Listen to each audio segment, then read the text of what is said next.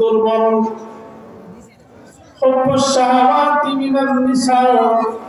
এখন প্রশ্ন হলো, সমস্ত নারী তো নিজের স্ত্রীর মর্যাদা হওয়ার মতো নয়, সমস্ত নারী তো নিজের স্ত্রী নয়, সমস্ত নারী তো আমার বোন নয়, আমার খালা নয়, আমার বুবু নয়। নারীর মধ্যে কত নারী, সেই নারী হলো আমার মা, কত নারী সে আমার স্ত্রী, কত নারী আমার বোন, কত নারী আমার শাশুড়ি। নারীদের ভিতরে প্রত্যেকটি স্তরে স্তরে নারীর প্রতি পুরুষকে আল্লাহ তাআলা এইভাবে ডাইরেক্ট করে তৈরি করেছে। নারীর মধ্যে মা নারী, কিন্তু মায়ের কাছে সন্তান, সন্তানের কাছে মা।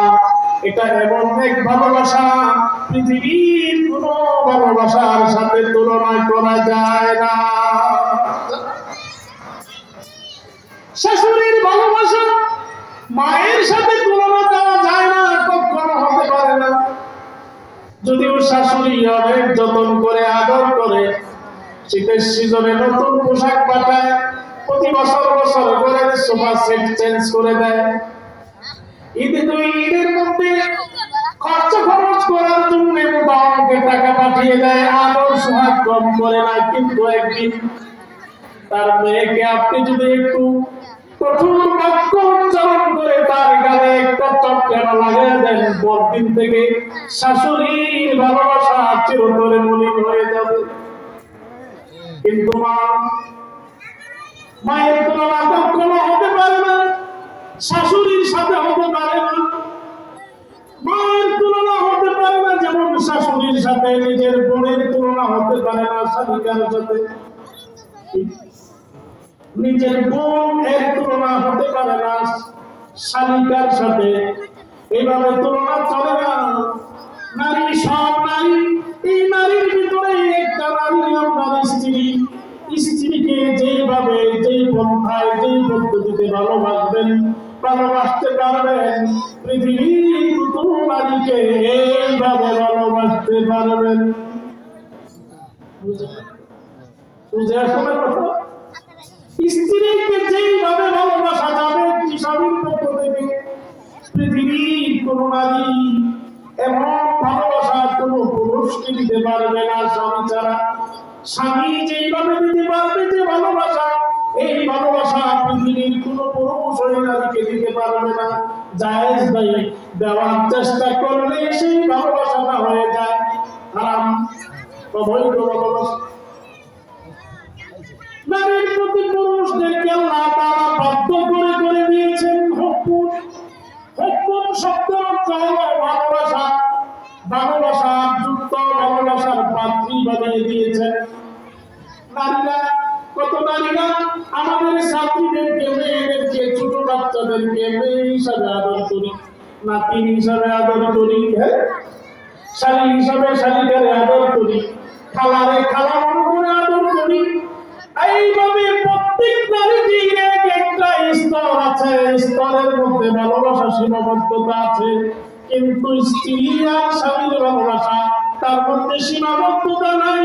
পৃথিবীর কোন মানুষের সামনে নিজের গায়ের কাপড় সরে হাজির হওয়া জায়েজ নাই, কোন কিতাবে জায়েজ দেওয়া হয় নাই। কিন্তু স্বামীর সামনে পুরুষ, স্ত্রীর সামনে নারী, নারীর সামনে পুরুষ, এই দুটি মানুষের জন্য শরীয়তের কোন পর্দা নাই। আছে আছে এই ভালোবাসা ভিন্ন হয় ভালোবাসা। এই জন্যই আমি তিলাওয়াত করেছি হব্বুস শাহাওয়াতি মিনান নিসা। 2 নম্বর ভালোবাসার পাত্র হলো ওয়াল বানিন। 1 নম্বর নারীর প্রতি ভালোবাসা, 2 নম্বর হলো সন্তানের প্রতি ভালোবাসা। আহারে বাবা, জন্মের পর থেকে আজ পর্যন্ত দেখলাম সন্তানের কল্যাণের জন্য, সন্তানের ভবিষ্যৎ গড়ানোর জন্য, সন্তানকে সুশিক্ষিত করার জন্য, সন্তানকে সমাজে প্রতিষ্ঠিত করার জন্য, রাজনীতির মাঠে বড় নেতা হওয়ার জন্য বাবা কতই না কষ্ট ক্লেশ পরিশ্রম নিজের প্রত্যেক সম্পত্তি বিক্রি করে পর্যন্ত সন্তানের হাতে উঠে দিল সন্তানকে মানুষ করার জন্য। এই সন্তানের জন্য বাবার জীবনের সমস্ত কিছু বিসর্জন দিয়ে দিল।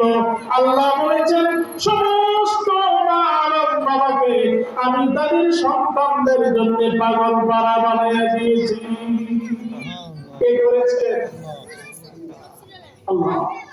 এখন প্রশ্ন হলো বাবারা সন্তানদেরকে ভালোবাসি নিজে জান মাল প্রাণ সবকিছু দিয়া, কিন্তু পাচ্ছি কি? দিলাম সব, জীবনের সব কামাই দিলাম, বাবার সম্পত্তির অংশ পর্যন্ত বিক্রি করে দিলাম। এখন এমন সমাজের মধ্যে এমন খবর আসে বা ছেলে থাকে তিনতলা প্লানে আর বাবার জায়গা প্লানে হয় না, নিচের সার্ভাইভারের মধ্যে পুরাপুরি ঘুমায়। হচ্ছে না? এসব চলছে না? তার জন্য বাবার সব কিছু বিসর্জন করে দিল। আর তুমি গেলাম ঘুমের ভিতরে সিটির ভিতরে শুয়ে শুয়ে আওয়াজ করো, তোমার কোলের সন্তানের বাপ উপাসকে আনন্দ করছো। আরে ওরা তুমি সার্ভা করে করে শীতের দিনে কাতর হয়ে যাচ্ছে, একটু গরম পানি করে দেওয়ার মতো একটা খাদের খুব দেওয়া পর্যন্ত নাই, অসুস্থ হয়ে কাতরাচ্ছে ঘরের বিছানায় পড়ে। পুরার পুরি ছাড়া কেউ একটু খবর নিতে আসে না। সমাজে এমন কর্তব্যওয়ালায় সন্তানের অভাব নাই। তোর জন্য সব দিল বাবা, আর তুই শেষ সময় 80-70 বছর হয়ে গেছে, এখন আর বাঁচবে কতকাল? 5-10 বছর খেদমত করে বাবার সন্তুষ্টি অর্জন করে যদি তুমি চাইতে পারো, বাবার ইন্তেকালের পরে তুমি সাদা কাগজে লিখে রাখতে পারো তোমার জন্ম দেওয়া সন্তান তোমাকেও তোমার বাবার মতো তোমাকে আদর করে ছাড়বে। বদলানো হচ্ছে এখন। বাবার সাথে আপনি যা করছেন আপনি লিখে রাখেন, আপনার সাথে আপনার সন্তান তাই করবি। বাইকের আওয়াজ যতদূর পর্যন্ত যায়, যুবকদের দৃষ্টি আকর্ষণ করছি আমি। অনেক মুরব্বীরা আমাদের কাছে অভিযোগ নিয়ে আসে, কিচ্ছু তো আমাদের কাছে করার নেই, দোয়া চাই, একটু দোয়া দিয়ে দোয়া করে। আমার 2টি ছেলে, একটা বাহিরে থাকে আর একটা চাকরি করে, পৌনিয়া চাকরি করে, আমাদের খবর দেয় না। আরে কর্তব্য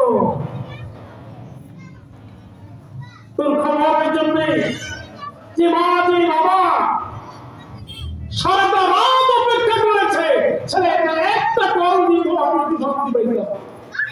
আর মাসের মাস চলে যায়, তুমি বাবা মায়ের একটু খাবার পর্যন্ত দিতে পারছো। 3 নম্বর ভালোবাসার পাত্র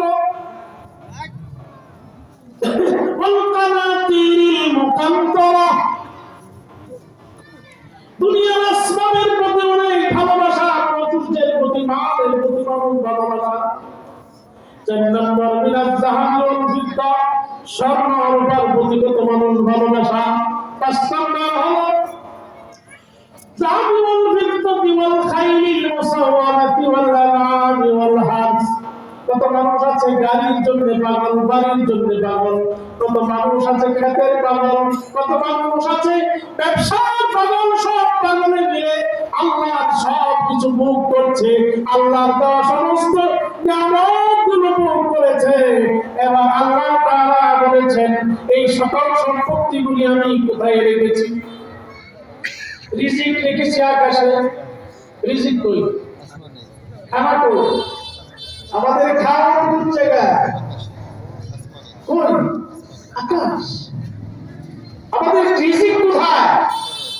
প্রশ্ন তো আর উত্তর হয় না, বুঝে আসে না। কেন? খাবার গরম করা হয় কেন?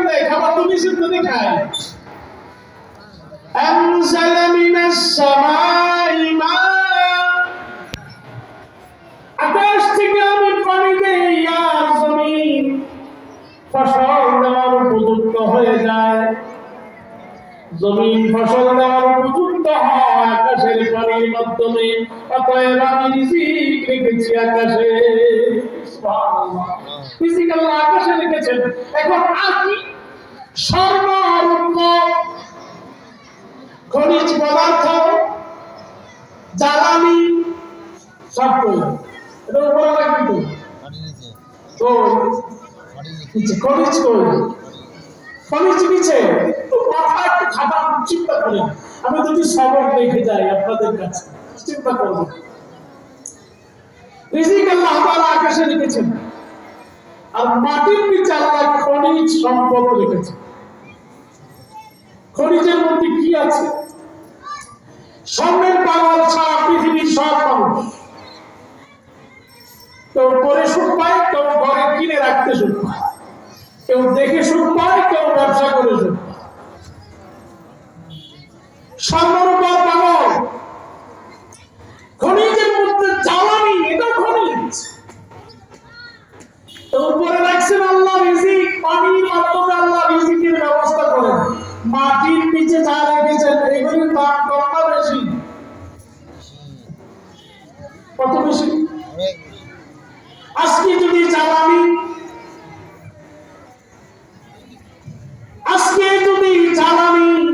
খনিজ এই খনিজের মুখটা যদি বন্ধ করে দেওয়া হয় 1 বছরের জন্য তেল আর উঠবে না চলবে নি দেশ এখন হতে পারে আমেরিকা চালাইতে পারবে হ্যাঁ চালাইতে পারবে ইরাক চালাইতে পারবে হ্যাঁ পারবে চায়না চালাইতে পারবে পারবা জাপান তোমরা চালাইতে পারবা পাকিস্তান তোমরা চালাইতে পারবা বটে কয়দিন চালাইবা জ্বালানি যতদিন পর্যন্ত স্টক রেখে দিয়েছো স্টক জ্বালানি যখন শেষ হয়ে যাবে পৃথিবীর একটা চাক্কা ঘুরবে না একটা পাখা চলবে না কারেন্ট বিদ্যুৎ থাকবে না দুনিয়ায় কোনো মানুষ চলার স্বাভাবিক গতি আর থাকবে না কি বন্ধ হয়েছে তেলের খনি কি বন্ধ